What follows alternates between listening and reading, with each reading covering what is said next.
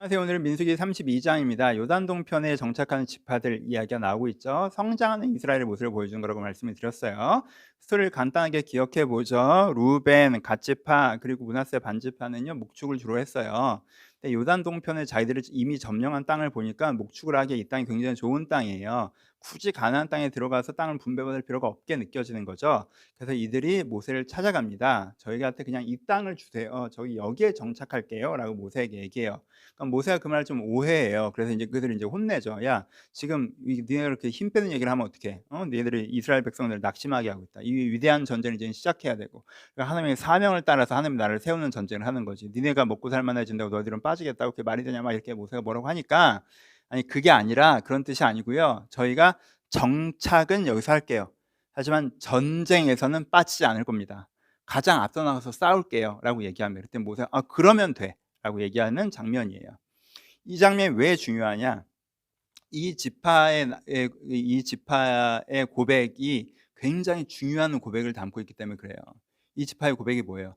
내 이해관계는 완성되었을지라도 내 이해관계와 상관없이 하나님께서 주신 소명을 위해서 내가 생명을 바치겠습니다. 내가 그 전쟁에 참여하겠습니다라고 하는 게 이 지파들이 보여주기는 고백이거든요.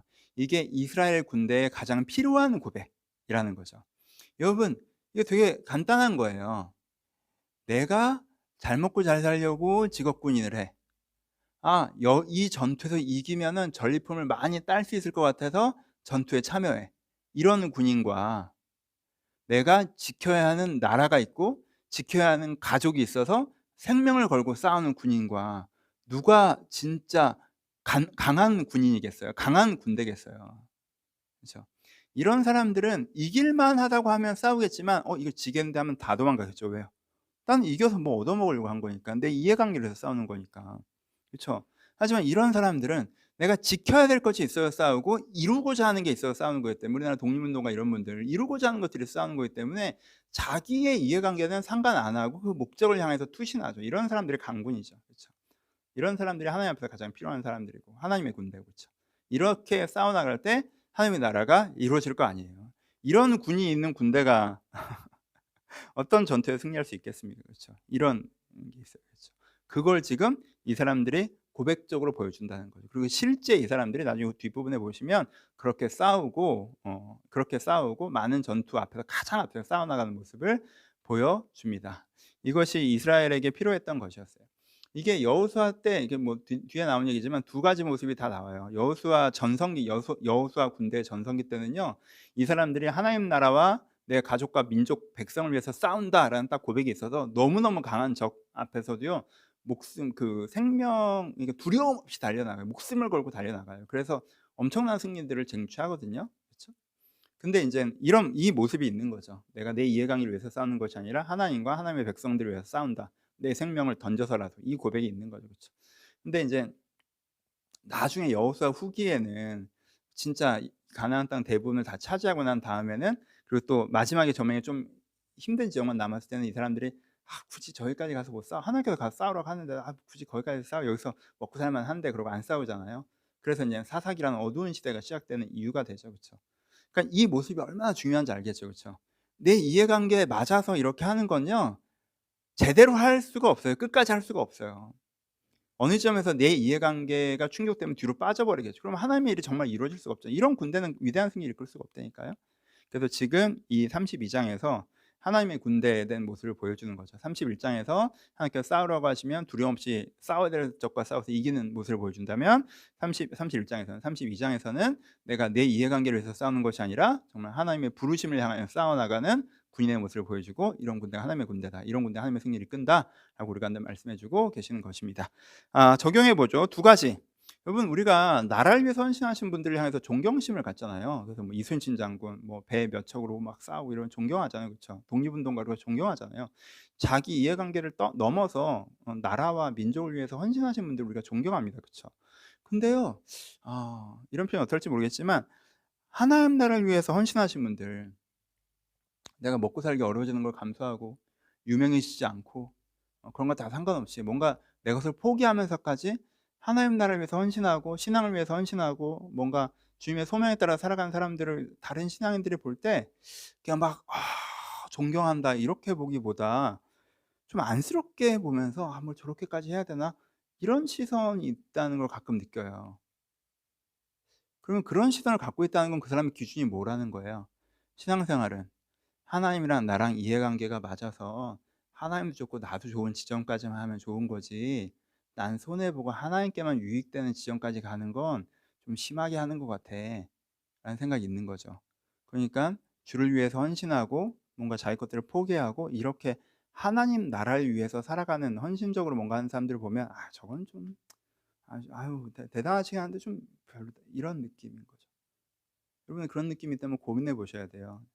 여러분들이 아직도 난민까지만 우리가 지금 당장 저도 군인이라고 자신 있게 말을 못 드리지만 그래도 우리가 생각으로는 군인까지 생각하고 최소한 그런 분들이 존경하는 마음은 가져야, 그쵸? 거기까지 우리가 가야 되지 않을까 생각합니다. 그래서 제 부족함의 적용이고요. 우리에게 그런 부분들이 좀 있지 않나라고 생각합니다. 그래서 여러분들 신앙의 성장 과정을 좀 보셨으면 좋겠어요. 신앙에 어릴 때는 하나님께 해로웠더라도 나한테 유익했으면 좋겠어요. 그래서 하나님 나라 이런 거 다 관심 없고 됐고, 내가 게으르게 악하게 살아도 잘 먹고 잘 살게 해 주세요. 예. 신앙의 아주 초보일 때는 이런 내 세속적인 가치를 하나님께 축복해 주길 바라는 이런 이상한, 그냥 진짜 어린아이 같은, 이렇게 어린아이도 아니고 애기도 아니고 하여튼 이 수준에 머물러 있다가 어느 시점에서는 누이 좋고 매부 좋고, 하나님 제가 이렇게 헌신하면 저를 사용하시고 그럼 하나님도 좋고 나도 좋고, 내가 이렇게 할 때는 주님 나를 축복하시고 그럼 내가 주를 위해서 일하고 서로 좋은 이렇게 윈윈 어때요? 이 상태에 있다가 정말 어느 점에 가면 하나님 내가 주의 나라와 주의 백성을 위하여서 헌신해 가겠습니다. 그것이 내 인생을 가장 값있게 쓰는 거인 줄 압니다. 하나님 이런 기회를 주셔서, 이런 봉사의 기회를 주셔서 너무나 감사합니다. 여기 우리가 아직 여기가 아니더라도 이 구조 자체는 여러분들이 이해하고 어 뭐라 했으나 여러분들의 기준으로 받아들이셨으면 좋겠어요. 우리가 이렇게 성장해 나가야 된다는 거. 그래서 어느 시점 우리가 이런 신앙이 되었으면 좋겠습니다. 한 가지 더, 이건 뭐 중요한 건 아닌데 이 본문이 기독교의 특징을 되게 잘 보여준다고 생각해요. 기독교의 특징이 뭐예요? 중심의 명확성, 현상의 유연성이죠. 중심의 명확성, 현상의 유연성. 그러니까 여기서 12지파가 원래 다 들어가야 되는 거예요. 하나님께서 12지파가 다 들어가라고 하셨잖아요.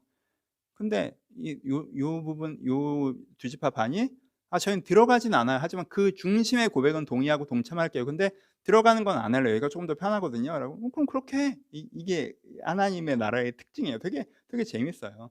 그래서 기독교만 같은 고백이면 뭐 이런 뭐 밴드 찬양을 해도 되고 뭐 힙합 찬양을 해도 되고 아프리카식 찬양을 해도 되고 유럽식 찬양을 해도 되고 중심이 같으면 그건 뭐 그렇게 해. 그래서 기독교만 뭐 모스크는 다 어딜 가나 비슷비슷하고 성당 어딜 가나 좀 비슷한 부분이 있다면 기독교는 여기선 이렇게 하고 저기선 저렇게 하고 중심이 같으면.